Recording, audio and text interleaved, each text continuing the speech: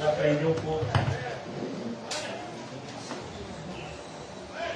O que nosso Salvador tem a nos ensinar. Capítulo 10 de Marcos, hoje nós vamos tratar desse assunto. Há uma possibilidade, irmãos, e devemos tomar muito cuidado com ela, porque há uma possibilidade de procurarmos a coisa certa da forma errada. É isso que a gente vai ver aqui nesse capítulo. Nós podemos estar na igreja certa, nós podemos ter o melhor pastor do mundo, foi Jesus Cristo, e ainda assim não aproveitarmos a oportunidade. Por isso, o apóstolo Pedro nos alerta na sua carta e diz: olha, vocês precisam ser sóbrios e vigilantes. Existe um adversário ao nosso redor.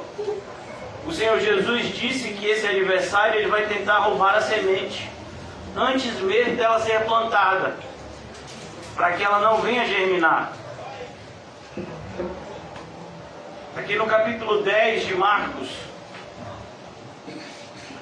o Senhor Jesus ele vai atravessar o Jordão, ele está caminhando, constantemente caminhando.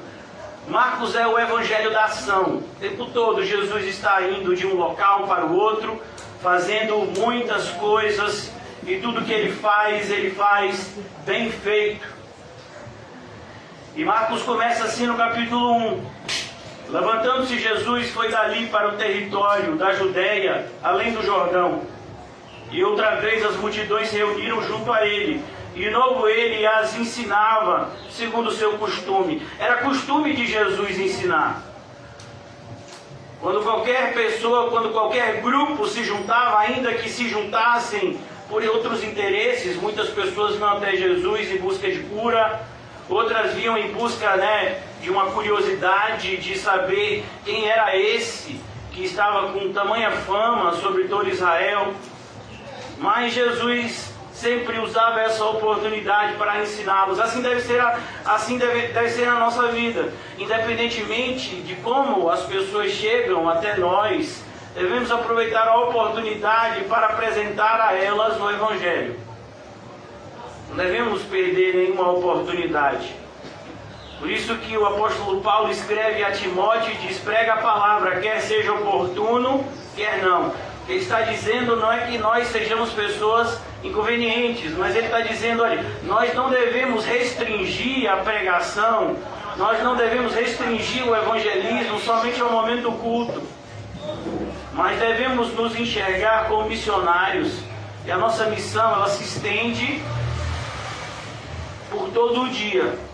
Onde nós estamos como missionários. Então agora surge uma questão que é problemática até os dias de hoje. Divide a igreja reformada até os dias de hoje. A questão do divórcio. E aproximando-se alguns fariseus, experimentaram, perguntando-lhe: é lícito ao marido repudiar sua mulher? Perceba que Jesus fala sobre isso em Mateus 19. Fala também sobre isso em Lucas 16. E aqui em Marcos ele é um pouco mais resumido. Em Mateus 19 Mateus fala um pouco mais. Os fariseus queriam experimentar Jesus. Eles queriam colocar Jesus no meio de uma discussão que já existia na época de Jesus. Eu falei isso com vocês quando estudamos recentemente o Evangelho de Mateus. Vou repetir isso só para que a gente relembre.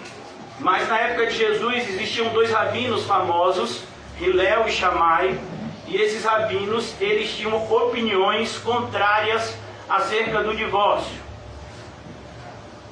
Um deles defendia a ideia de que a pessoa podia se divorciar por qualquer motivo, e o outro dizia que não, que só podia se divorciar no caso em um caso muito grave. E eles querem colocar Jesus no meio dessa discussão. Jesus então vai responder a eles de uma forma totalmente inesperada, pois Jesus ele não vai tratar diretamente da questão do divórcio, mas ele vai falar do casamento. Ele lhe respondeu, versículo 2, é lícito o marido repudiar sua mulher? Repudiar aqui é no sentido de entregar uma carta de divórcio. Esse era o costume da época. Ele respondeu: o que vos ordenou Moisés? Tornaram eles: Moisés permitiu lavrar carta de divórcio, era um documento oficial que se entregava, o marido entregava esse documento à mulher para que ficasse conhecido de todos que a mulher agora estava livre. Isso está em Deuteronômio capítulo 24. Moisés permitiu lavrar a carta de divórcio e repudiar. Mas Jesus lhe disse: por causa da dureza do vosso coração, ele vos deixou escrito esse mandamento. Então Jesus deixa muito claro de que é a dureza do coração humano que faz com que o divórcio tenha que existir. Porém, desde o princípio da criação, Deus o fez homem e mulher. Por isso deixará o homem o seu pai e sua mãe, e unir-se-á a sua mulher. Onde é que está isso, irmãos? Gênesis 2, 24. Perceba que Jesus, ele vai cerca de milhares de anos antes de Moisés. Moisés, ele escreveu essas palavras de Deuteronômio por volta de 1400 anos antes de Cristo. Moisés viveu nessa época, 1400 anos antes de Cristo. Mas Jesus vai até o Éden, na criação, onde a instituição do casamento foi celebrada pelo próprio Deus. E ele diz: deixará o homem o seu pai e a sua mãe, e unir-se-á a sua mulher. E com a sua mulher serão os dois uma só carne. Perceba, não são um só espírito, não são uma só alma, mas são uma só carne. Agora eles estão unidos em um mesmo propósito.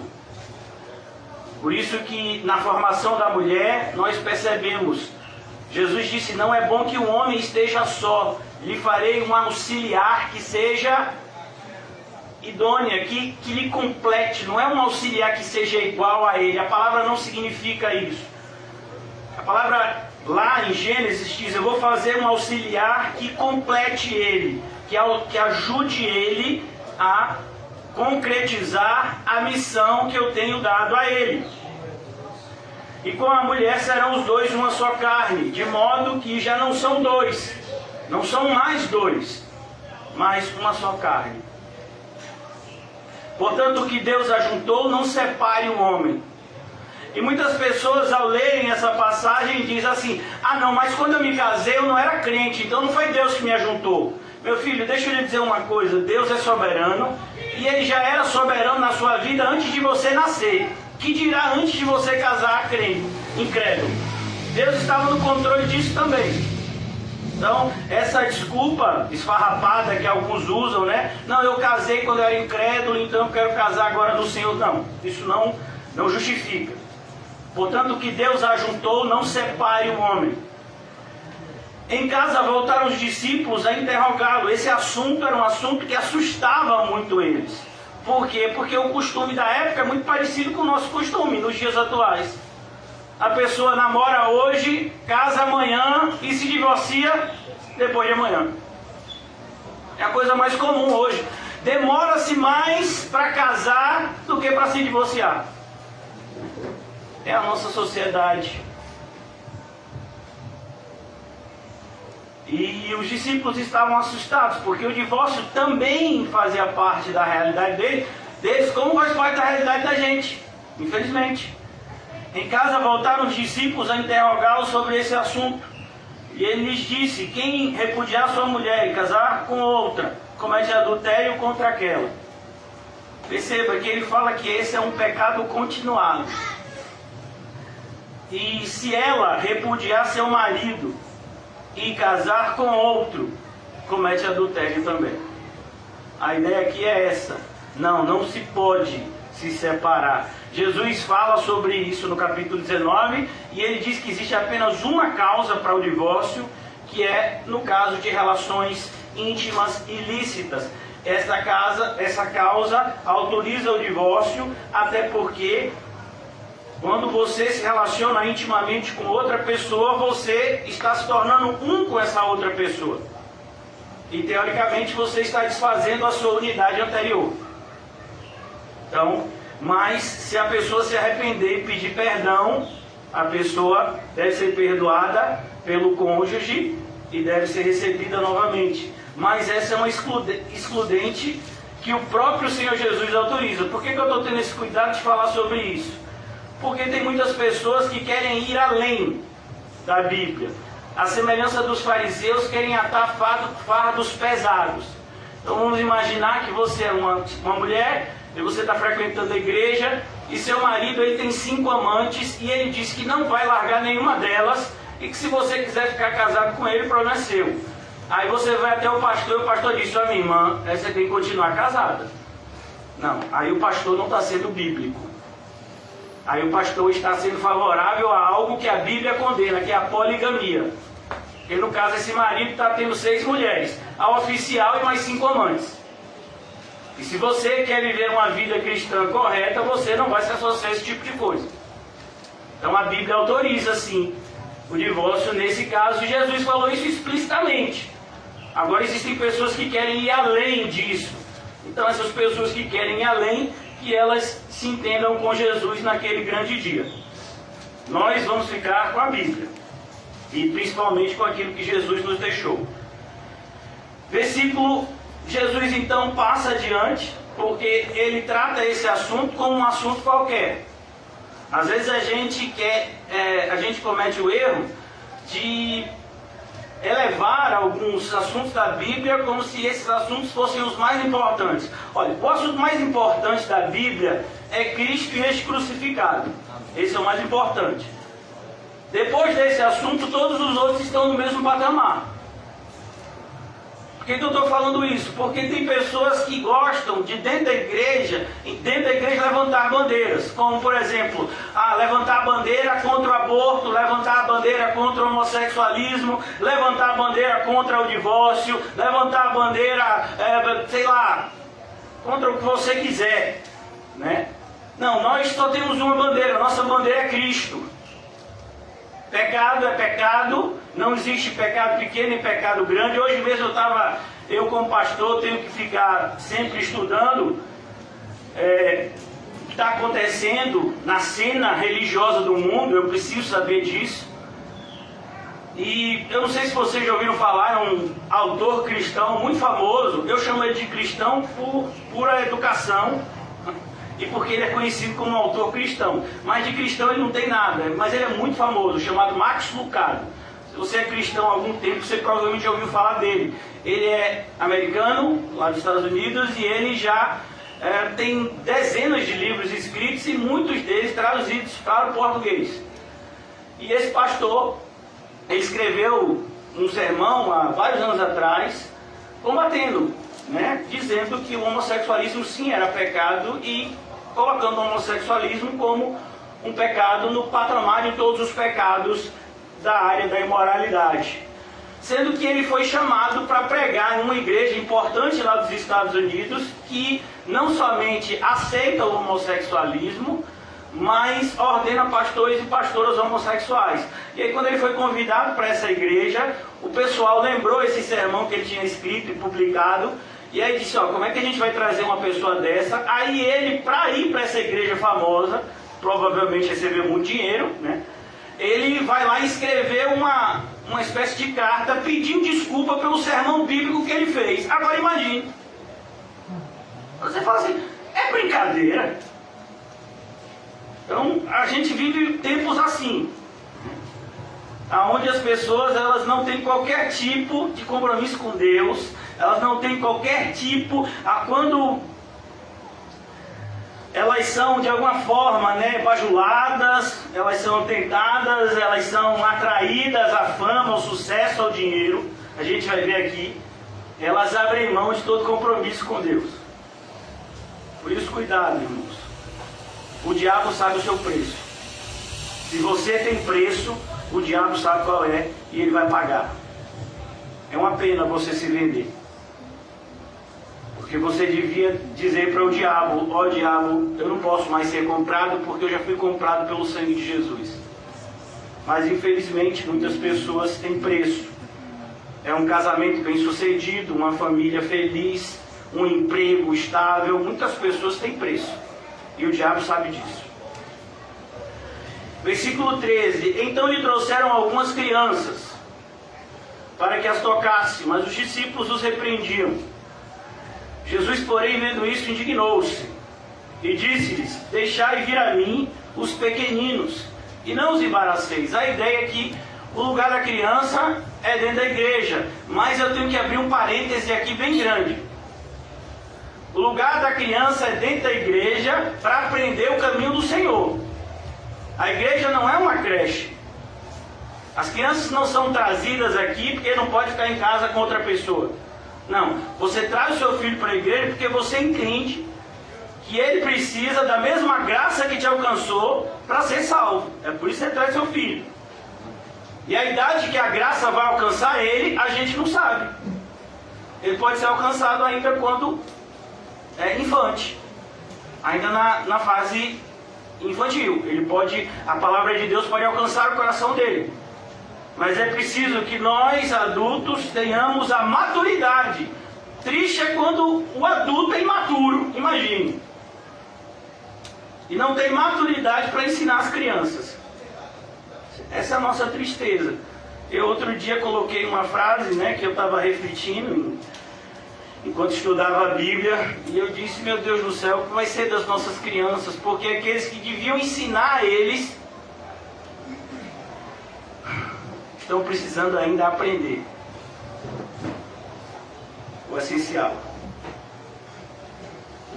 Então aqui Jesus ele se indigna porque o lugar da criança é dentro da igreja. Você tem que ensinar a criança o caminho que deve andar.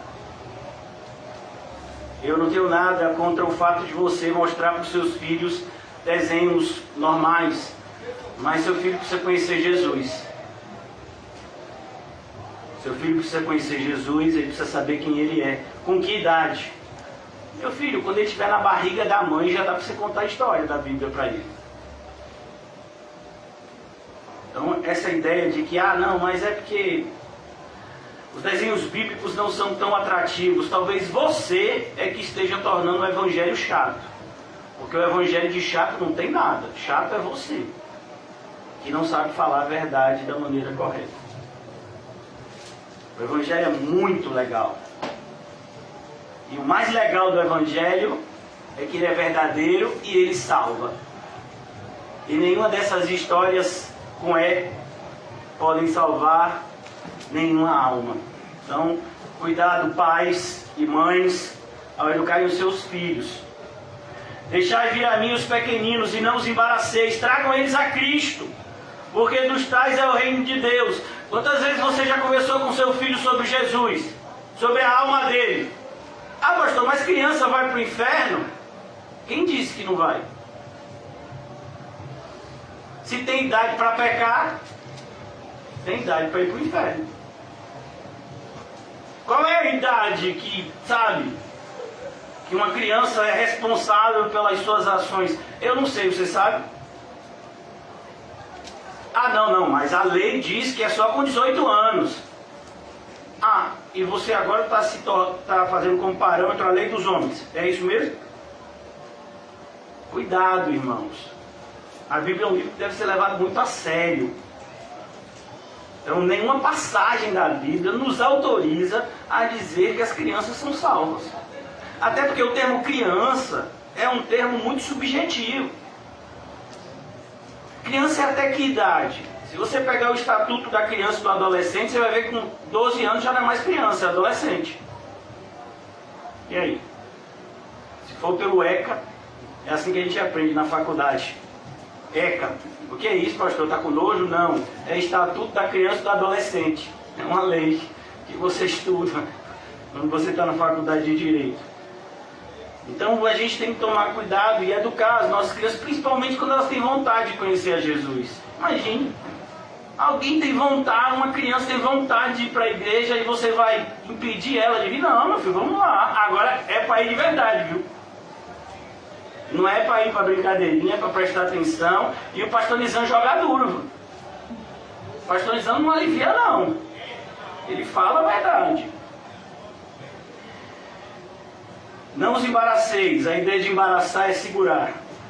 porque dos tais é o reino de Deus. Aí a pessoa pega essa passagem e diz, está vendo, a criança que é o reino de Deus é dela. Não, Jesus mais uma vez está mostrando que são aqueles que são dependentes dele, são aqueles que desejam estar com ele, que vão morar no reino dos céus. Imagina uma pessoa que não quer conta com Jesus, mas eu quero ir para o céu. Mas você tem um compromisso com Jesus? Você ama Jesus?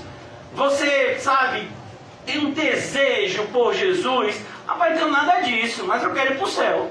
Eu vou fazer o que lá? O céu é para quem ama Jesus, irmão. Inclusive as crianças. Cuidado com as coisas que você ouve sobre determinados tipos de assunto, como coisa, né? Faça por ti que de lá eu te ajudarei. Está na Bíblia, pastor. Só se for na Bíblia do Satanás, porque na de Deus não dá. Então, cuidado, tenha muito cuidado. Trate a salvação como algo muito sério, tanto a sua quanto daqueles que são os seus. Trate isso como um assunto prioritário, se você de fato os ama. Demonstre isso, preocupando-se com a alma deles. Por isso que é muito bom vir para a igreja e ouvir Paulinho dizer, alma! Aí você se lembra. Então, eu não tenho só um corpo, eu tenho uma alma. Eu tenho que me lembrar dela. Versículo 15. Em verdade vos digo, quem não receber o reino de Deus como uma criança, percebeu porque Jesus está dizendo aqui? A ideia é usar a criança e a dependência dela, a sinceridade dela, com aquilo que nós devemos, com o relacionamento que nós devemos ter com Deus, com Cristo. Em verdade vos digo que quem não receber o reino de Deus como uma criança, de maneira nenhuma entrará nele. A ideia aqui é pobreza em espírito, dependência, aquilo que Jesus já havia falado no Sermão do Monte, no capítulo 5 de Mateus. Então, tomando-as nos braços, impondo-lhes as mãos, as abençoava. Olha que coisa linda. Jesus abençoava as crianças. Agora, irmãos, o coração aqui, por assim dizer, dessa passagem, é esse jovem rico aqui, que estava no lugar certo, diante da pessoa certa, mas buscando da forma errada. A gente pode estar assim, buscando a coisa certa da forma errada. Pastor, eu quero muito ir para o céu, eu quero muito ser um cristão verdadeiro. Amém, irmão? Isso é a coisa certa.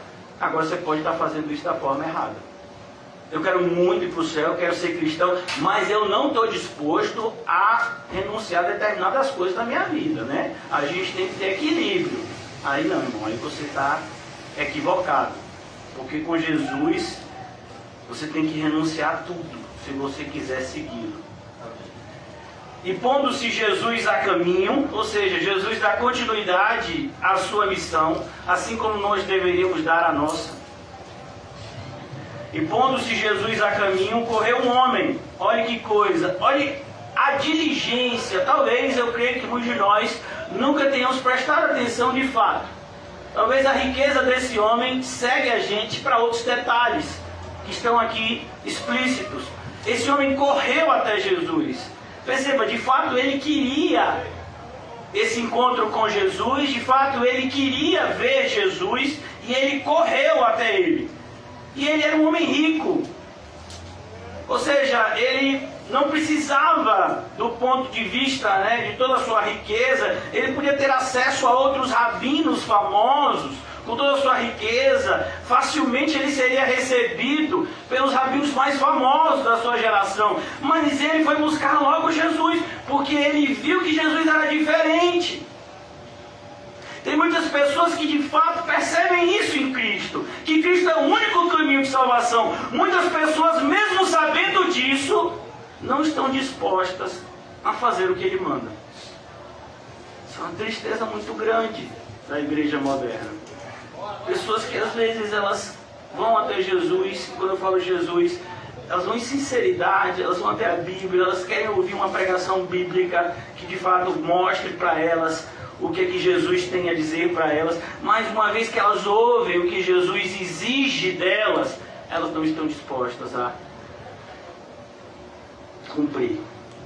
Elas não estão dispostas a fazer o que Jesus exige. Esse é o caso de muitas pessoas na igreja. E pondo-se Jesus a caminho, correu um homem ao seu encontro. E olha que coisa, ajoelhando-se. Você percebeu? Ele era rico, muito rico. E ele chegou diante desse rabino pobre e se ajoelhou. Olha como ele está fazendo tudo aparentemente certo. Olha o perigo, irmãos, das seduções da riqueza. Seu coração pode estar cheio de amor ao dinheiro e você nem perceber. Esse jovem aqui, ele nem sabia o quanto ele amava as suas riquezas, até que Jesus revelou.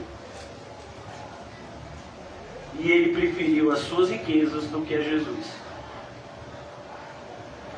Ele se ajoelha e ele pergunta-lhe: bom mestre, o que farei para herdar a vida eterna? Meu Deus, a pergunta que esse homem fez é perfeita. Olha, até do ponto de vista teológico está certo. Olha o que ele diz aqui: o que farei para herdar a vida eterna? Ele sabia que ele não podia comprar. Ele tinha que herdar. É como se ele estivesse dizendo para Jesus: Jesus, qual é o caminho que eu devo seguir para ir morar no céu? Essa é a pergunta que nós todos deveríamos fazer. Pelo menos alguma vez. Para a gente entrar pela porta estreita, andar pelo caminho apertado, a gente precisa saber qual é a porta estreita e qual é o caminho apertado. O Jesus já havia dito que muitos viriam em nome dele, tentando enganar a muitos. Bom mestre, o que farei para herdar a vida eterna? Respondeu-lhe Jesus: por que me chamas de bom? Apesar de toda essa aparente devoção, esse homem ainda não tinha percebido que diante dele estava o próprio Deus. Ele via Jesus como um grande homem, mas não como um grande Deus, um único Deus. Muitas pessoas veem em Jesus um sábio conselheiro. Muitas pessoas veem na Bíblia como um livro de conselhos. É por isso que tem gente que só lê Provérbios e Salmos. Meu Deus, a Bíblia tem 66 livros. Não, eu gosto muito de ler Provérbios. Eu tenho até uma metodologia, pastor. É um Provérbios todo dia. Então, por exemplo, hoje é dia 19. Hoje é o Provérbio 19. Eu vou tudo certinho, viu, pastor? Tá bom, meu filho.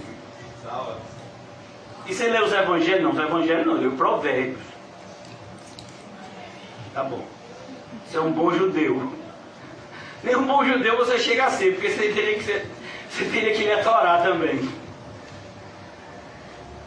Então Jesus responde: ninguém é bom senão um que é Deus. Jesus não está dizendo para ele que ele não é bom.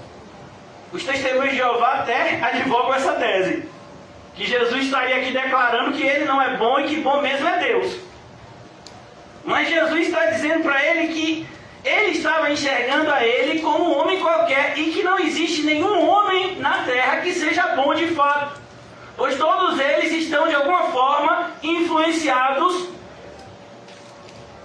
pelo mal, manchados na raiz pelo mal. O único que não foi manchado na raiz é aquele que não nasceu do homem, mas nasceu da semente da mulher apenas. Isso que Jesus nasceu da forma como nasceu. Não é porque o relacionamento íntimo é pecado. Não, é porque era o homem que estava amaldiçoado. Vá lá para Gênesis capítulo 3. Perceba, o Senhor Deus, ele não amaldiçoou a mulher no sentido de amaldiçoar toda a raça humana pela mulher. Não, ele disse para o homem: maldito seja a terra, Adão, por tua causa. A semente dele que estava manchada.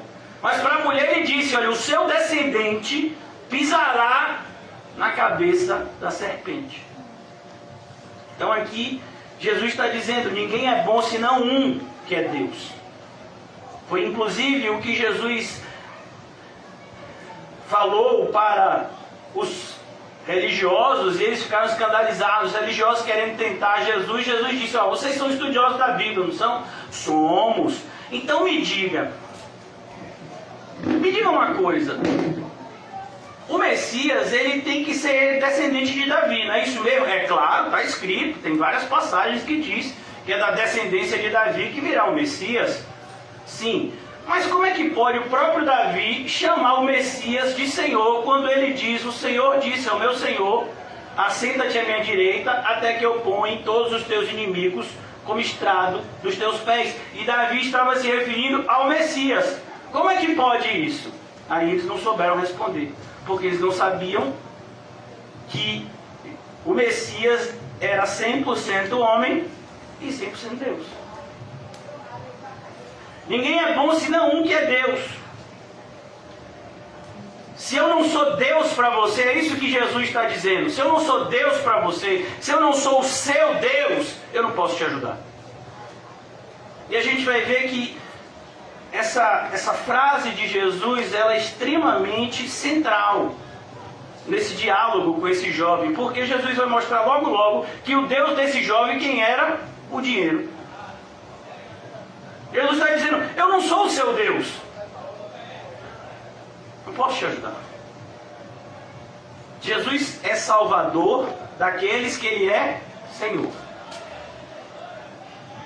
Sabes os mandamentos?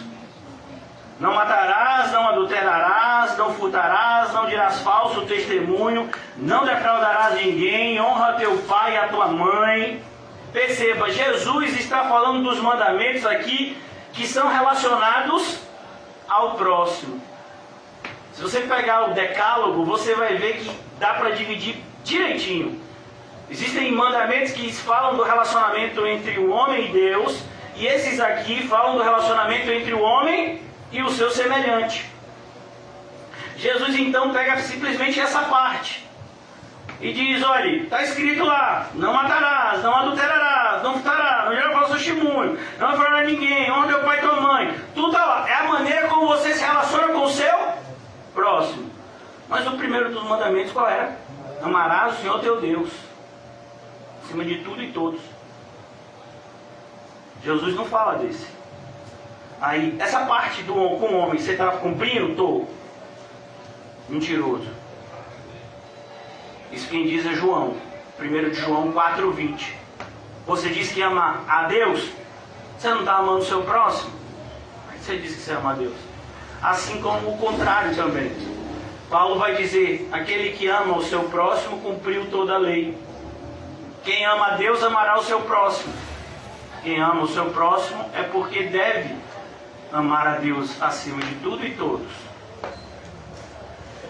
Mestre, tudo isso tenho observado desde a minha juventude. Há uma diferença muito grande entre você achar que está fazendo a coisa certa e você está fazendo a coisa certa. Por isso que a gente tem que tomar muito cuidado. Nós devemos medir a nossa vida pela régua da Bíblia e não pela nossa própria imaginação. Não, eu acho que o que eu fiz é correto. E a Bíblia, ela diz o que sobre isso?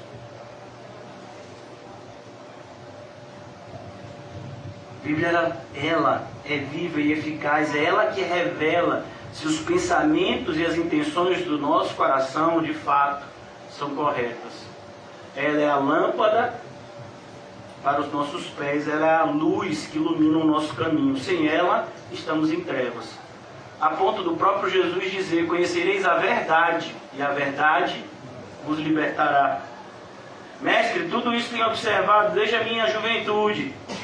E Jesus, fitando, amou. Olha que coisa, Jesus amou ele. Jesus percebe que ele está sendo sincero. Mas deixa eu lhe dizer uma coisa, irmãos. Sinceridade sem a verdade não vai nos salvar. Você encontrar um espírita e for conversar com ele, ele vai ser sincero no espiritismo dele. Se você for conversar com o islâmico, tem muita gente que é sincero na sua devoção ao Islã. Tem gente que é sincero até no seu ateísmo.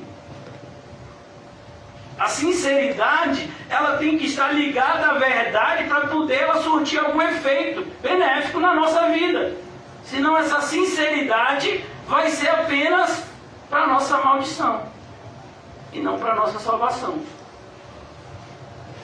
Por isso, às vezes as pessoas dizem, não, pastor, pelo menos eu sou sincero. Sim, meu filho. E aí? Sinceridade sem a verdade não adianta muita coisa, não. Versículo 21, Jesus fitando o amor e disse, só uma coisa te falta. Quando Jesus diz só uma coisa te falta, não é que ele estava fazendo tudo o que é certo. Não, Jesus está usando a mesma linguagem que ele usou em outro momento. Quem se lembra do momento em que Jesus estava na casa de Marta e Maria e Lázaro? Vocês se lembram? E Jesus estava ensinando, Maria estava sentada ouvindo Jesus, provavelmente Lázaro também estava lá ouvindo, mas tinha uma que estava bem agitada. Quem era?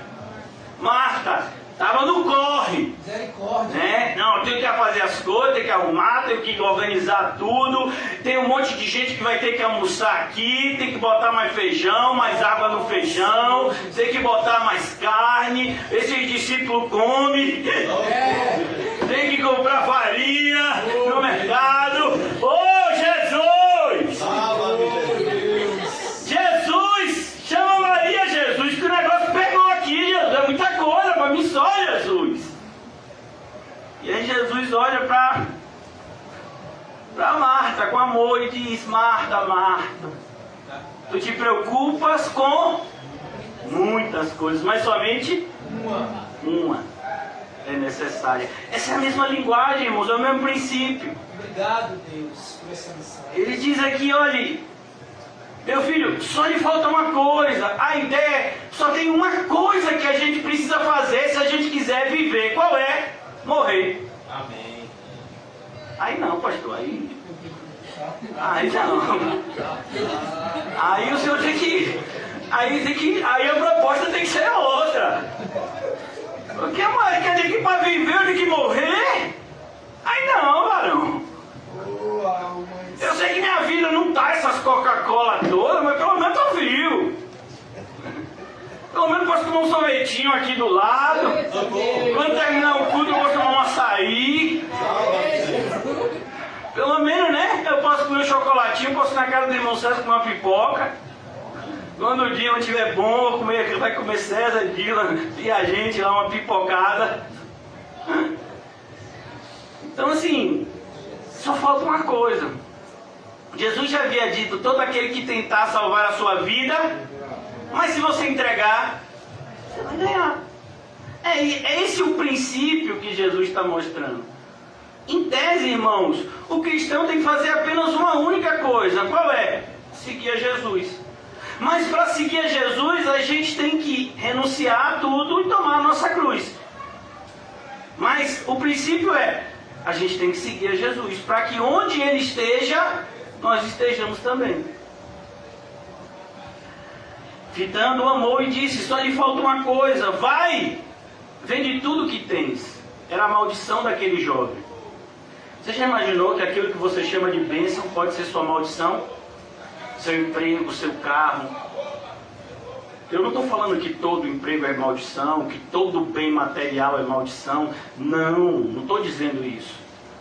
O que eu estou dizendo é que você tem que tomar muito cuidado para isso não ser transformado em maldição. Todo bem material pode e será usado contra nós pelo diabo, para que nós venhamos a dar primazia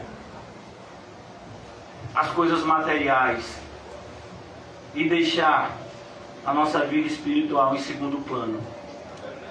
O diabo faz isso o tempo todo, irmão. E muitas vezes a gente nem percebe. Aquilo que a gente chama de cuidado é muitas vezes falta de fé. Jesus, fitando o amor, e disse, só uma coisa te falta, vai, vende tudo que tens. Por que Jesus disse isso para ele e não disse para Zaqueu? Porque Jesus conhece o coração de cada um.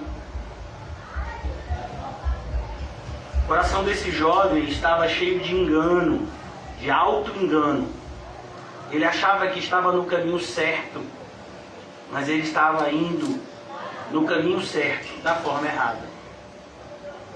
É como disse John Bunyan no seu livro Peregrino: e eu vi que na porta do céu tinha uma entrada para o inferno. Muitas pessoas vão chegar no céu, vão chegar na porta do céu e vão ouvir do Senhor: como assim? Apartai-vos de mim. Mas Jesus, eu sempre fiz tudo certo aqui, ó. Não, você nunca me amou acima de tudo e todos. Só falta uma coisa: vai e vende tudo que tens. E perceba, Jesus não queria aquele dinheiro, porque aquele dinheiro era maldito. Não é que ele obteve aquele dinheiro de maneira ilícita, não é o que o texto está mostrando, mas a ideia é que aquele dinheiro havia se tornado para ele maldição, porque havia se tornado o seu Deus. Jesus não queria o dinheiro dele, Jesus queria o coração dele. Vai, vende tudo que tem, dá aos pobres. É um monte de gente que precisa de ajuda, ajuda eles. Terás um tesouro no céu.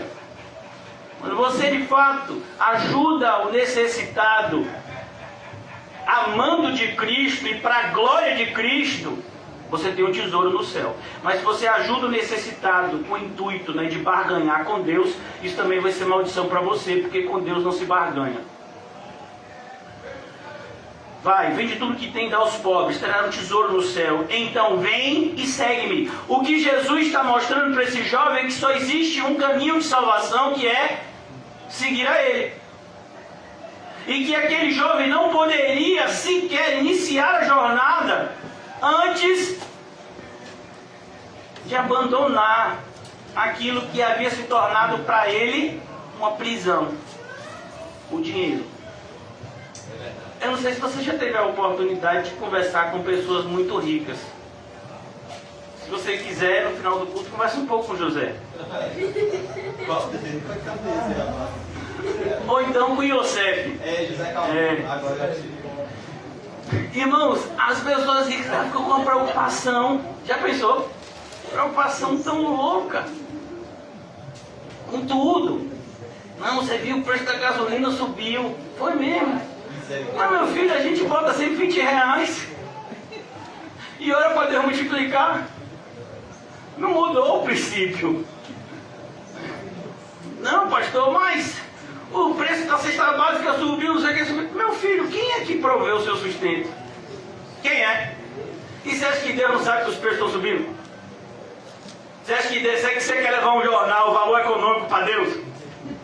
Ó Deus, olha aqui a bolsa de valores, como é que está, Deus? Deus, dá uma olhada aqui para você me dar uma ajudada, viu, Deus? Eu não sei se o senhor está sabendo, o remédio subiu de preço, viu, Deus? Você acha que aquele que lhe sustenta não sabe disso? Ele não sabe do que efetivamente você precisa. A gente aqui às vezes acha que é o suor da gente que vai trazer o nosso sustento. Olha, irmãos, a gente erra quando a gente se apega ao que está escrito como maldição. A maldição na vida do homem. O suor trarás o teu alimento. Mas alguém aqui já leu o Salmo 127? Se você trabalhar, acorda de madrugada, meio tarde, se Deus não quiser que você tenha, você não vai ter. Mas quando Deus quer que você tenha alguma coisa, você tem. É simples assim. Deus dá e Deus tira. O Senhor é o nosso pastor. Ele sabe o que a gente precisa. E a gente tem que ser como essa criança que Jesus falou, totalmente dependente dele. É como, por exemplo, vamos imaginar que você tem filhos e aí você dá todo dia R$1 para ele lanchar, para ele comer o cachorro quente na escola. Pastor, o cachorro quente não tá mais esse valor não, pastor. Isso é 2 a 3. Vamos imaginar que é R$2, né? Aí você dá R$2, né? Vovó Tuti, eu lanche na escola, é 3 que a vovó Tuti dá, é? Aí, ó. Já, outro João é 3, viu? Glória. Aí de repente a lanchonete aumentou, em vez de 3 a 3,50. O que ela vai fazer? Ela vai pegar os lápis que ela tem e vai vender para poder inteirar? Vai pegar grafite que ela tem? Não, ela vai dizer, vovó Tuti, é 3,50 agora. É assim que a criança faz, não é? Ah, meu filho, o picolé não era R$1. Era, meu pai, mas agora é 1,20. Dê mais 20 centavos aí, por favor. E com Deus, a metodologia é a mesma. Por isso que a gente ora, irmão, porque a gente precisa de Deus para tudo. Tá funcionando? Tá. Eu aqui, é porque o retorno. Tá ouvindo o retorno? Ok, eu acho bonito, né? É o retorno. Eu sei nem o que é isso. Mas eu acho que é um som que bota aqui, né? A pessoa ouve isso, a sua própria voz, né? Eu acho bonito. Aqueles pregador famoso, assim, naqueles auditórios grandes, assim, o meu retorno. Ah, Jesus. Só uma coisa lhe falta, vai, vende tudo que tem, dá aos pobres e terás um tesouro no céu. Então vem e segue-me. Você já pensou se Jesus te dissesse isso hoje? Ó, pastor, eu não tenho muita coisa. Mas essa pouca coisa que eu tenho, eu estou assim não. Vou com suor, pastor. E assim, vou abandonar o meu puxadinho. Eu vou abandonar o meu, como é o nome? Minha laje. Uai! Não, Jesus, eu comprei essa Havaiana aqui, eu comprei essa Kenny aqui com suor. Aquele. Não, Jesus, quer dizer que eu tenho que renunciar ao meu PlayStation 2? Já tá em que número, PlayStation? 4. Ah, 4, né? Eu vou renunciar ao PlayStation 4. Que eu tive que prometer para meu pai que ia ficar 2 anos sem merenda na escola. Não, Jesus, aí não, mano. Tem que renunciar ao meu iPhone. Que eu dividi em 36 meses. Uai! Eu nem acabei de pagar, Jesus, só que eu renuncie. A gente é assim, irmão. E nem percebe. Porque a gente acha que, como a gente não tem muita coisa, né? Como nenhum de nós aqui é muito rico, então a gente não tem muito o que renunciar, né? Meu filho, Jesus disse que a gente tem que renunciar a tudo. Você lembra da viuvinha pobre? Ela deu tudo que tinha. Vai, dá tudo aos pobres e me segue. Terás um tesouro no céu, vem e me segue. Ele, porém, contrariado com essa palavra, ó, ele ficou contrariado. Porque Jesus disse aquilo que ele não queria ouvir. É verdade. Era a única coisa que ele não queria ouvir. Se Jesus dissesse para ele, olha, a partir de hoje você nunca mais corte o cabelo. A partir de hoje você nunca mais coma carne. A partir de hoje você nunca mais, sabe? A partir de hoje você só vai andar em um pé só. Ele andava. Mas Jesus falou de algo que tocou na ferida dele. Então ele ficou o quê? Ele ficou o quê? Contrariado. O que é uma pessoa ficar contrariada? É a maioria das pessoas quando eu estou pregando. Que nada, não. Isso aí tá certo. Não. Já ouvi outra pessoa falando a mesma coisa que não é assim. Tem um pastor mesmo que fala que a pessoa pode ser rica e abençoar Deus, rapaz. Né? Não dá dinheiro em cântaro. Estão fazendo com 50 mil cabeças de gado, para a glória de Deus. Pode, por que não pode? Carro no combustível, a gente andar de vez em quando com a família. Jet ski, uma lanchinha, um iate. Por que não? Deus tem o melhor para os seus, amém, varão? Eu vi um pastor que pregou assim, eu gostei quando ele falou assim, mas esse pastor prega assim, eu fico contrariado. Que ele fala para rir, os caras estão tomando escuro por causa de Jesus? Parece que eu sabe falar isso? Se você só entender isso, meu filho, eu já estou feliz. Cumpri o meu papel. Versículo 22, ele porém contrariado com esta palavra.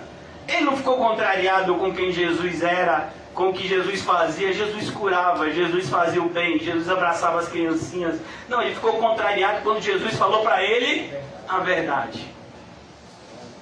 Aí ele ficou chateado? Não, aí não. Tocou na ferida. Retirou-se triste, porque era dono de muitas propriedades. Muitas propriedades. Então Jesus, olhando ao redor, disse aos seus discípulos: quão dificilmente entrarão no reino de Deus os que têm riquezas. Os que têm riquezas. Quão dificilmente entrarão no reino de Deus os que têm riquezas. Imagine os pastores milionários. Será que eles vão entrar no reino de Deus? Por que não? A fortuna deles é santa, não é não? Quão dificilmente entrarão no reino de Deus os que têm riquezas. Os discípulos estranharam esta palavra. Por quê? Você acha que a teoria da prosperidade, a teologia da prosperidade, irmãos, é algo dos nossos dias? Não, sempre existiu. A teologia da prosperidade existe no judaísmo até hoje.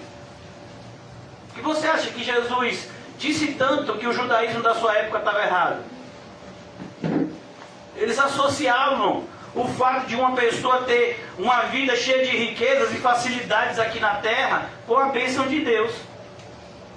Então, meu filho, Deus odiava Paulo, viu? E a vida dele foi só dificuldade. O amor de Deus não se mede assim. O amor de Deus é medido pela sua eleição e pela sua disciplina.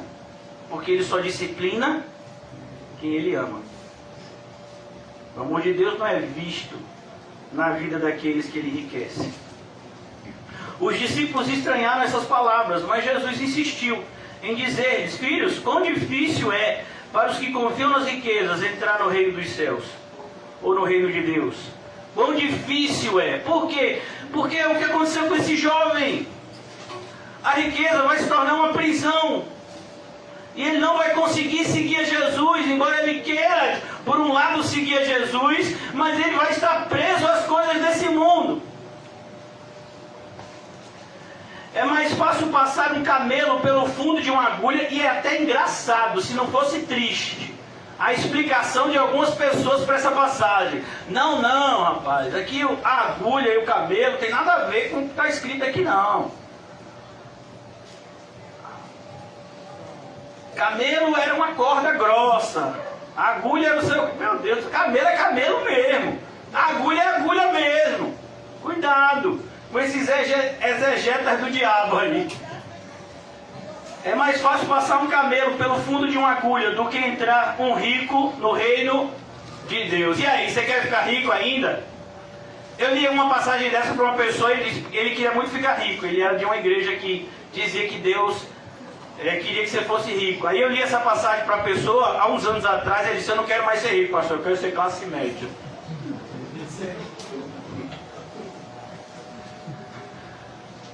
Quer dizer que classe média não vai para o inferno, né? Não entendeu? Sabe o que eu fico assim chateado?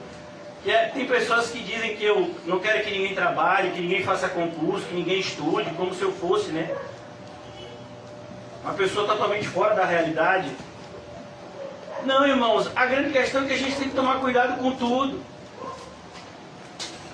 Eu já fiz concurso. Eu já estive em sala de aula de concurso. Não falo com propriedade, 99,99% das pessoas que estão fazendo algum tipo de concurso público, eles veem naquele concurso público uma possibilidade de estabilidade, de segurança. Meu filho, se você está seguro porque você tem um emprego que não vai ser demitido, teoricamente, então você nunca foi um cristão de verdade.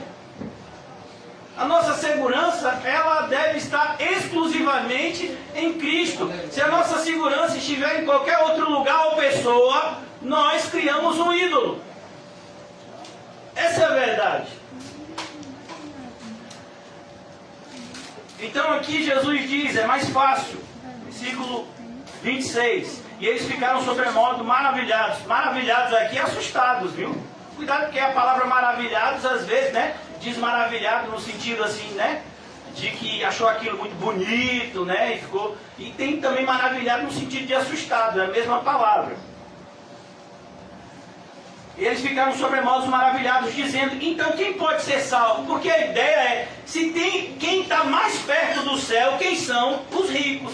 Era a ideia daquela época. Porque sentia, não, Deus abençoou tanto essa pessoa, abençoou essa pessoa com riqueza, com saúde, então esse camarada é de Deus.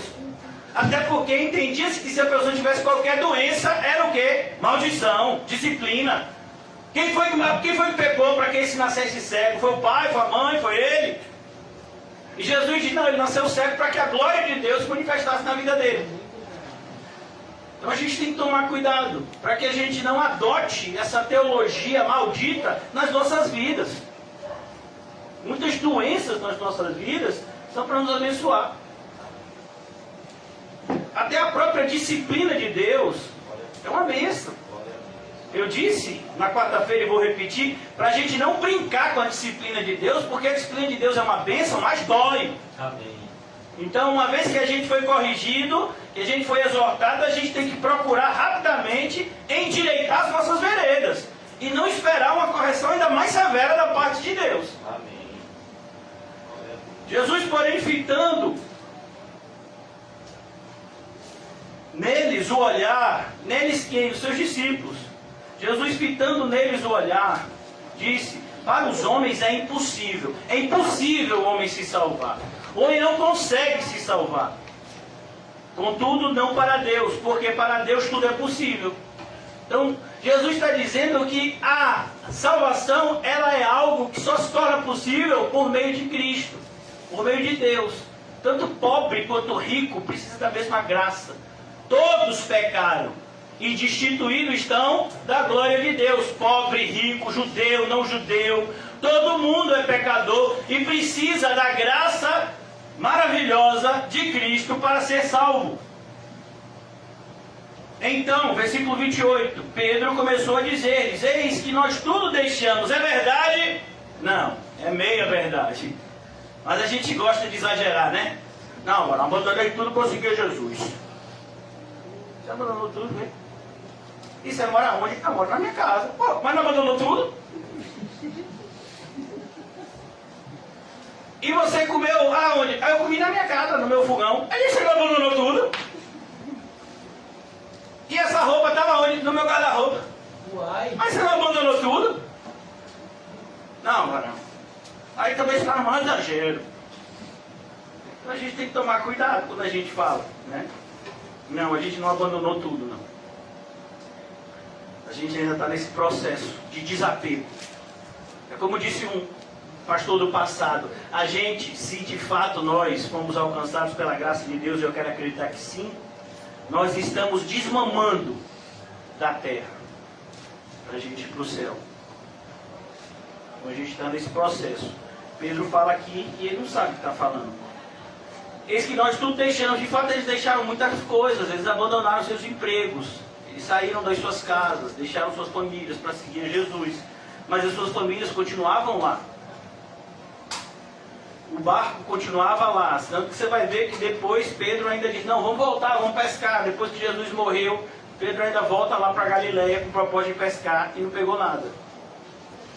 Eis que nós tudo deixamos e te seguimos, tornou Jesus, em verdade vos digo que ninguém há que tenha deixado casa ou irmãos, ou irmãs, ou mãe, pai, ou filhos, ou campos, por amor de mim, por amor do Evangelho, por amor de mim e por amor do Evangelho.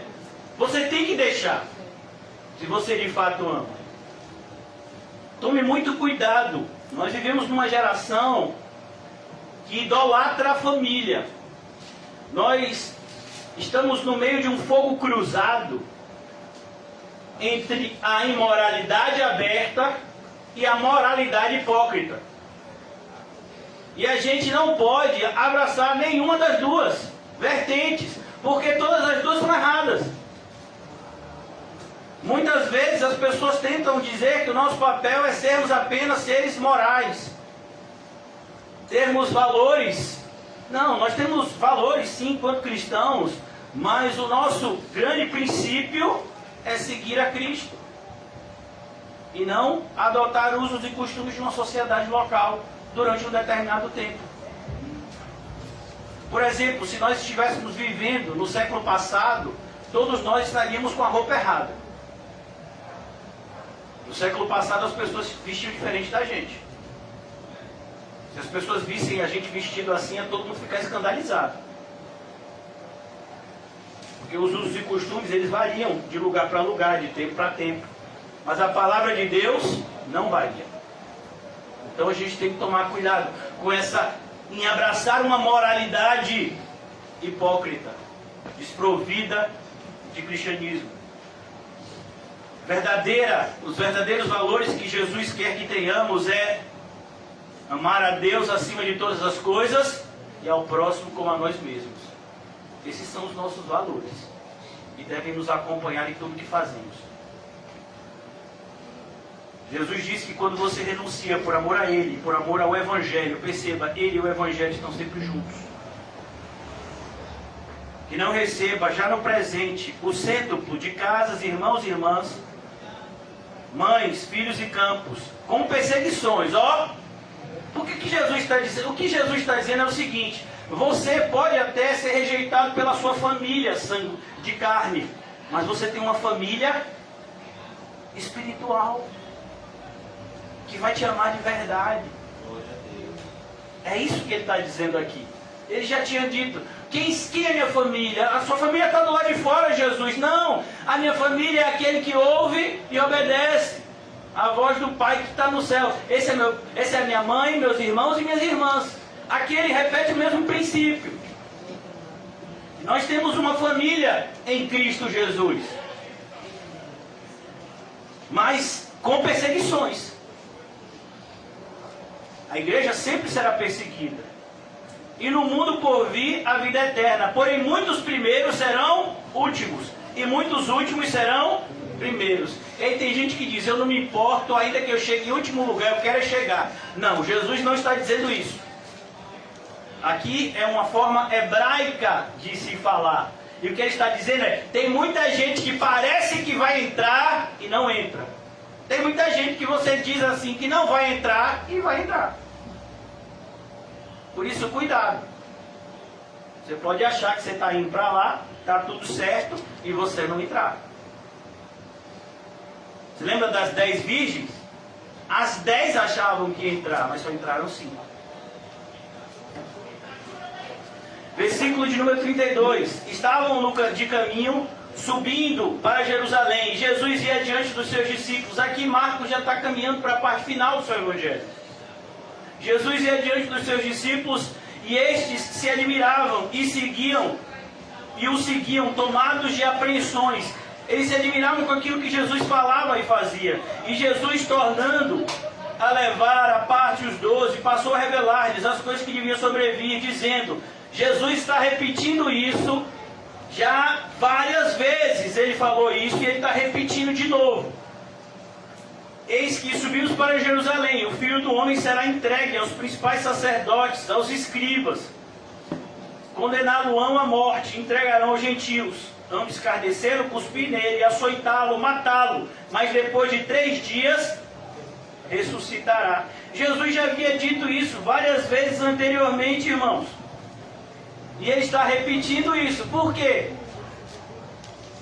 Porque nós somos tardios em entender as coisas mais essenciais.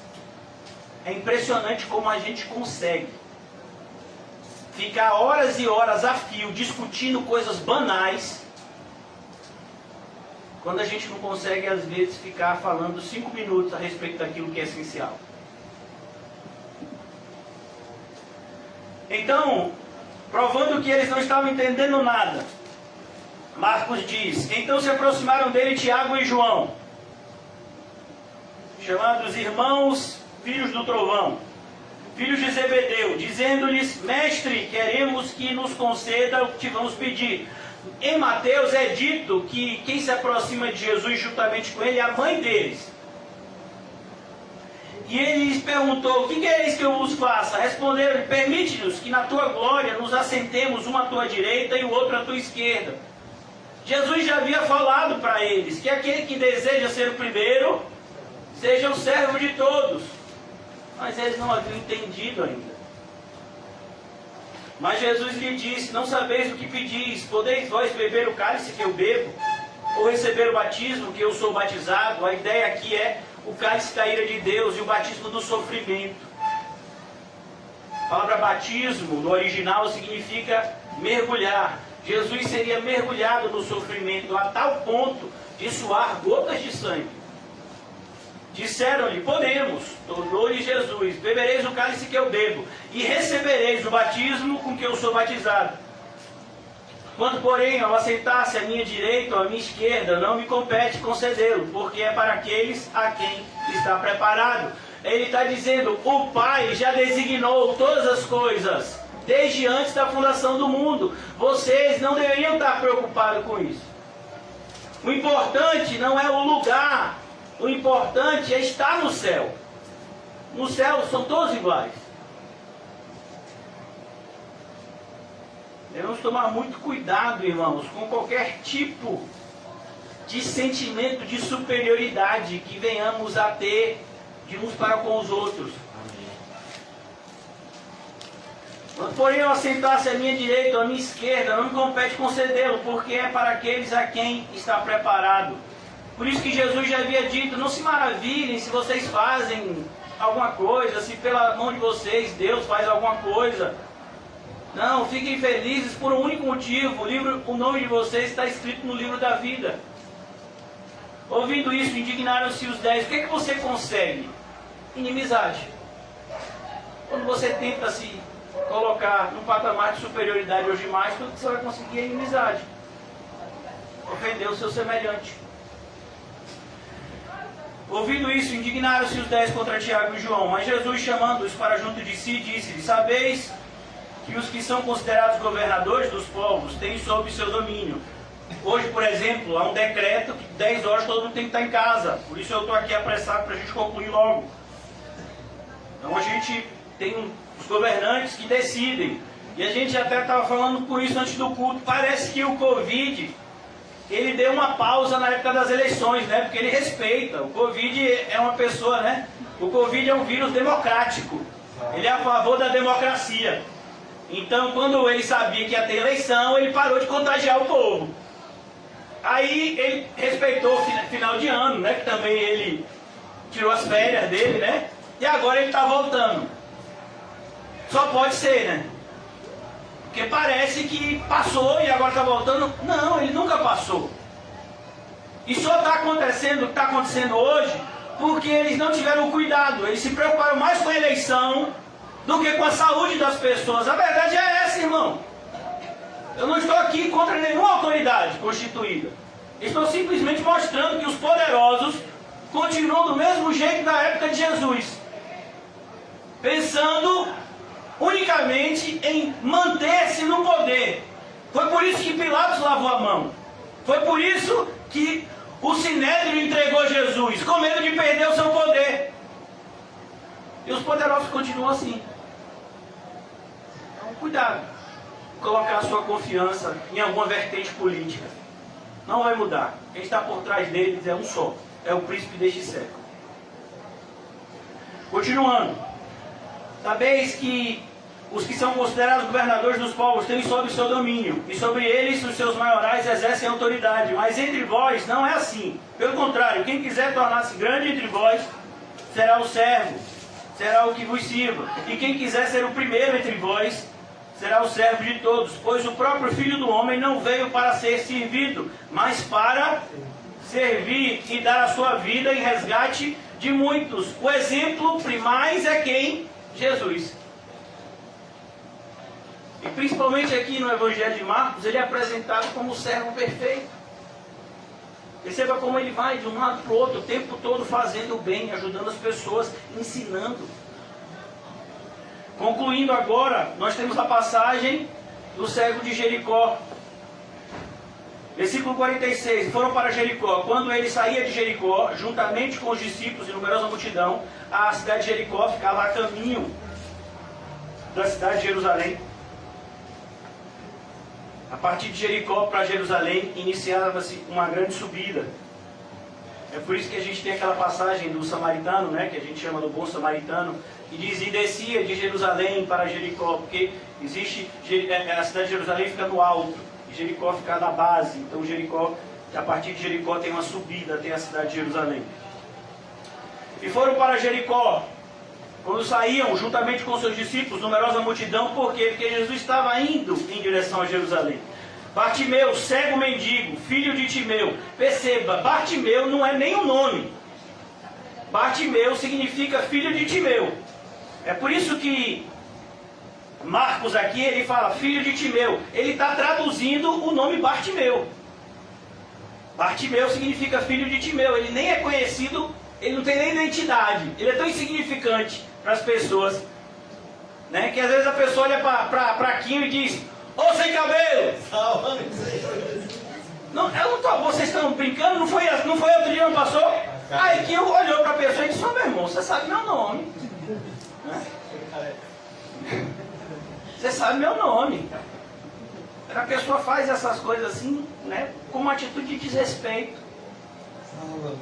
Mas Deus sabe quem somos. Isso nos basta. Independente da quantidade de cabelo que a gente tenha.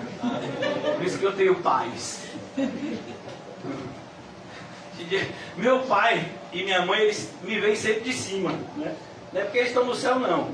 É porque eu não posso subir na casa deles, eles estão no primeiro andar e eu falo com eles de cima para baixo. E aí meu pai disse, meu filho, você tá ficando careca, meu. Eu disse, obrigado, meu pai, por me atualizar acerca da minha quantidade capilar. Foi de grande utilidade. Então Jesus sabe quem nós somos. Isso nos basta. Que nós possamos também saber quem é Jesus. Porque Bartimeu sabia. Bartimeu podia não saber nem falar direito. Ele podia falar problema. Bartimeu podia não ler, com certeza ele não lia porque era cego. Mas a ideia que aqui, a ideia do texto é que ele não é cego de nascença. Ele ficou cego durante a sua vida. Mas ele podia não ler, não escrever, podia não falar direito. Ele era um mendigo, ou seja, ele vivia daquilo que as pessoas jogavam no copo. O mendigo tinha uma espécie, né, de copozinho. E naquela época as coisas eram mais organizadas que hoje. O mendigo, ele tinha uma espécie de capa, que era como que se as autoridades autorizassem a mendicância dele. Não, aquela pessoa ali é mendiga, pode ajudar. Porque existia inclusive o entendimento de que ajudar um necessitado faria de você uma pessoa melhor. Os espíritas, por exemplo, cultivam essa ideia. A ajuda ao próximo, ela é válida quando ela é feita por amor a Cristo. Aí ela é válida.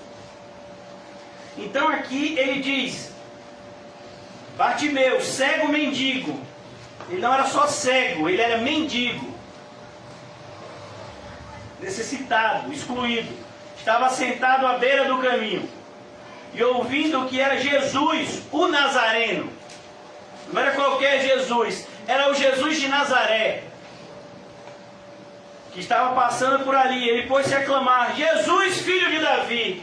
Bartimeu dando aula de teologia para o povo aqui. Percebe, irmãos, que conhecer a Deus é algo que só conseguimos por meio de Cristo. E Cristo só revela a quem Ele quer revelar. Não depende de quem quer nem de quem corre, mas de Deus a sua misericórdia. Ele usou a sua misericórdia para Bartimeu, mesmo quando ele era cego. Ele já via Cristo como Messias. Ele já via, mas ele não enxergava, mas ele via com o coração. E é isso que importa. Ele via, pôs-se a clamar, Jesus, filho de Davi, tem compaixão de mim. A ideia aqui é, eu não mereço nada, Senhor, mas tem compaixão de mim. É como Jesus, quando em Lucas 18 ele ensina uma oração que justificou o homem. Ele era um publicano, ele subiu ao templo para orar, e ele batia no peito e dizia, tem misericórdia de mim. A ideia é muito próxima, ser propício a mim que sou um pecador miserável. Eu não mereço o seu perdão, eu não mereço nada do Senhor, mas o Senhor é bom, me ajuda. Como foi aquela mulher cirofenícia que foi pedir a cura da filha dela. E aqui ele diz, tem compaixão de mim. E muitos o repreendiam para que se calasse, mas ele cada vez gritava mais, filho de Davi, tem misericórdia de mim. É o texto, viu, irmão? Vocês estão dizendo que sou eu. Ele gritava, porque o pessoal disse, cala a boca, Bartimeu, tá atrapalhando o culto, Bartimeu. Não, meu filho, quem estava atrapalhando era a hipocrisia dos outros. Toda vez que você tentar buscar Cristo de verdade, vai ter alguém para impedir. Tenha certeza disso. E é o próprio Jesus, para testar se realmente a gente está querendo de verdade. Glória a Deus. Parou Jesus e disse, chamai-o. Jesus está ouvindo o seu clamor antes dele ser iniciado. Quando está no seu coração apenas, você está dizendo, rapaz, vou clamar por Jesus. Jesus já está ouvindo. Aí você clama a ele, eu estou aqui, meu filho. Você gritar muito alto quando eu sou surdo. Parou Jesus e disse, chamai-o. Chamaram. Então o cego dizendo-lhe, tem bom ânimo. Chamaram o cego dizendo-lhe, tem bom ânimo. Ai esse povo. Quando a gente lê o texto, eu não sei se você é assim. Quando eu estou lendo na Bíblia, eu dou risada sozinho. Eu fico, rapaz, que povo hipócrita. Estava mandando ele calar a boca. Agora que Jesus chamou, tem bom ânimo. Olha. O meio que estava dizendo, cala a boca. Eu disse, rapaz, tem bom ânimo. Ou seja, se você tem moral com Jesus, eu quero ter moral com você também. Esse é o ser humano, irmão. Por isso que Jesus diz tanto que a gente tem que tomar cuidado com a hipocrisia. É um inimigo que a gente tem que combater todos os dias. Lançando de si a capa. Olha que coisa. Quando Bartimeu lançou de si a capa, ele estava dizendo, eu sei que eu vou ser curado. A ideia aqui é que Bartimeu fez o que o jovem rico não fez. O jovem rico não estava disposto a abdicar dos seus muitos bens. Mas Bartimeu estava disposto a abdicar do seu sustento, que era justamente aquela capa. Era o que autorizava ele a viver da mendicância, por assim dizer. Quando ele foi para Jesus, ele já foi cheio de fé e de esperança. Eu sei que eu tenho crido e Ele é poderoso. Lançando de si a capa, levantou-se de um salto. Olha que coisa, um cego, dá um salto assim. Você fica até com medo. Levantou-se deu um salto e foi ter com Jesus. Bate meu calmo, bate meu. Glória a Deus. Perguntou-lhe Jesus, o que queres que eu te faça? Por que Jesus perguntou isso? Irmão, deixa eu dizer uma coisa para você. Se Jesus dissesse hoje para você isso daqui. Vamos imaginar que você tem um ente querido que não é crente. Você é marido, ou você é esposa, ou seu cônjuge não é crente.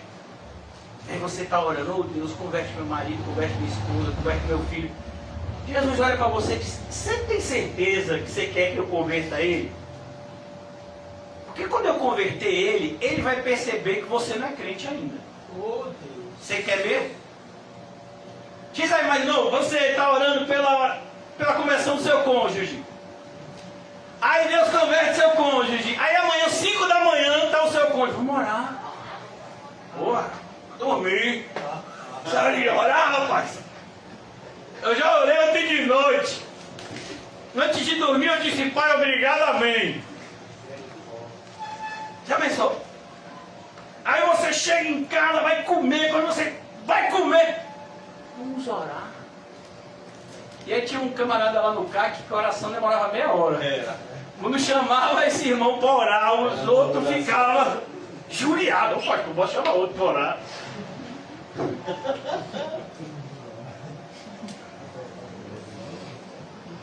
Aí o seu cônjuge, ele olha para você quando você recebeu o seu salário e ele diz, e você não vai dar o primeiro dízimo não, é? Ou não, é porque esse mês eu tinha combinado com Deus que eu ia usar o dízimo para fazer umas coisinhas aqui. Eu já tinha combinado com Deus. Aí o cônjuge vai dizer, quem tem isso? Já pensou se seu cônjuge fosse crente? E ele começasse a exortar você em amor? Você tem certeza de que ele se converta? A gente pede determinadas coisas, irmãos, meio que no automático. como Jesus está dizendo: ó Bartimeu, você tinha uma desculpa para não fazer nada. Agora você vai enxergar, tudo vai mudar na sua vida. Você vai trabalhar, você vai ter uma série de responsabilidades a partir de agora. Você está preparado, Bartimeu? Para sua vida mudar? Porque antes você tinha uma desculpa: ah, eu sou cego. Mas e agora? Se eu curar você, Bartimeu, a sua desculpa acabou, você quer mesmo? Então tem muita gente, irmãos, que a pior coisa é isso: Deus curar. Deus respondeu a oração que a pessoa faz. Tem gente que ora na esperança de que Deus nunca faça aquilo. Porque se Deus fizer, ele não tem mais desculpa. Jesus sabe quando a sua oração é sincera e quando ela não é. Perguntou-lhe Jesus: o que é isso que eu te faço? Respondeu o cego: mestre, que eu torne a ver. Perceba, ele já havia enxergado. Não era como aquele outro cego que era cego de nascença, lá em João 9. Ele já havia enxergado e por algum motivo ele ficou cego. Que eu volte a ver. Então Jesus lhe disse: vai, a tua fé te salvou. Ó, a tua fé. A que você recebeu. Se lembra de Judas? Quem já leu a carta de Judas? Não, eu não dou ousadia Iscariotes. Não dou. Não, meu filho, não foi ele que escreveu a carta, não. Foi Judas, irmão de Jesus. A essa altura, o Judas Iscariotes já estava no inferno há muito tempo, quando essa carta foi escrita. Pode ler a carta de Judas sem medo, que ela vai te abençoar, viu? Batalhar diligentemente pela fé que de uma vez por toda você recebeu. E ele havia recebido a fé. E agora eu quero concluir. Imediatamente tornou a ver. Imediatamente tornou a ver. Jesus não precisou nem tocar nele. Eu disse para vocês que há várias curas de cegueira na Bíblia e cada uma é diferente da outra. Tornou a ver e em seguida, logo em seguida, ele começou a seguir Jesus estrada fora. Isso que é o mais bonito. Ele colou em Jesus e disse: daqui eu não saio do que ninguém me tira. Se Jesus te curasse hoje, o que é que você faria? Aí eu voltava para minha aldeia, mano. Vou lá buscar minha varoa, buscar meu varão, buscar meu emprego. Agora estou enxergando, vou pegar um bom emprego. E Jesus? Ah, Jesus está no meu coração. E a hipocrisia está onde, cara de pau? A ideia é: você está seguindo a Jesus, irmão? Porque o capítulo começa e termina dessa forma. Você está seguindo a Jesus? Em todas as áreas da sua vida? Deixa eu lhe dizer uma coisa: não é Jesus que tem que te seguir. Hoje parece que o cristianismo virou mais ou menos assim: ó Jesus, aqui é os meus planos, o senhor pode dar um carimbo?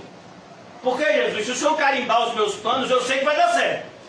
Carimba aqui, Jesus. Eu já decidi que eu quero isso. É de Deus, viu, Jesus? Carimba aqui para dar certo. Parece que o cristianismo é assim: você faz os seus planos e Jesus é obrigado a abençoá-los. O cristianismo bíblico é diferente. Você renunciou todos os seus planos quando você entrou pela porta estreita. E agora você ora: Senhor, cumpra-se em mim os teus planos. Esse é o cristianismo bíblico, irmãos. É a gente que tem que seguir a Jesus e não Jesus que segue a gente. Eu vou fazer o que eu quero e aí Jesus vai me seguindo, né, me protegendo, me abençoando. Não é isso, não é esse o cristianismo que a Bíblia nos apresenta. Por isso temos que tomar muito cuidado com o auto-engano. Nós somos tendentes a enganar a nós mesmos, a abraçarmos facilmente um falso evangelho e a recebermos contrariados o verdadeiro evangelho. Por isso que o Senhor nos ajude nessa noite a sermos dominados pela verdade em todo o nosso ser. Oremos. Obrigado, Senhor. Ajuda-nos a continuarmos fiéis a Ti, Senhor. Nesse período que se inicia na nossa cidade, no nosso estado, Senhor. Um período novo, nós nunca vivemos esse toque de recolher. Por isso isso nos ajuda, Senhor, nos posicionarmos de maneira cristã nesse novo período que se inicia. Não nos deixa retroceder, olhar para trás e nem fazer qualquer coisa que te desagrade, Senhor. Mas que tudo que façamos seja para a Tua glória e para o engrandecimento do Teu santíssimo nome, Senhor Jesus. Despede-nos em paz, leva-nos aos nossos lares em segurança e nos dai uma noite de comunhão contigo e paz com Deus. Em nome de Jesus, amém? E graças a Deus. Saúde-se mutuamente com o cumprimento santo. E diga a você mesmo, crente cara de pau. Crente cara de pau, é isso mesmo. Não é Jesus que tem que te seguir, é você que tem que seguir a Ele. Amém. Não é para você falar para o semelhante, não, é para falar para você mesmo. Amém.